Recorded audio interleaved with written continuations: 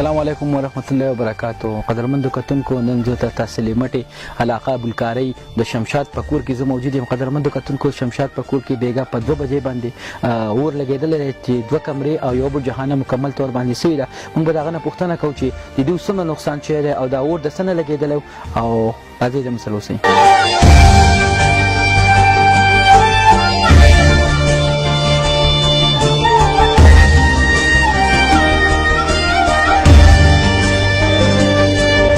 څه ټایم لګېدلی و؟ دا اور 2 بجې وي. 2 بجې. دا اور لګېدلی دی څه نه و؟ یاره موږ ته هېڅ پته نشته چې څه نه لګېدل دی. 2 بجې وي چې اور لګېدل دی. بیا یو ماشوم هغه په خټه باندې دړ و او مور یې بهر ته راوویست چې څنګه یې ور بېرته کړو نو بهر اور بلېده. هغه واپس راغله چې بهر خو کور وسو. بیا موږ راپاڅېدو څه کټونه بسترې تو بهر کړو او نور شي باندې زموږ قابو رانغی هغه وسو. بیا چپ چاپېره خلکو ته ټلیفونونه وکړه، خلک راغی دغه لږ ځای ته بټ کړو او نور وسو. نو موږ تاسو ته دا درخواست کوو. دا څومره نقصان یې ټوټل څومره شوی؟ یاره ټوټل نقصان به 5.5 لک روپۍ.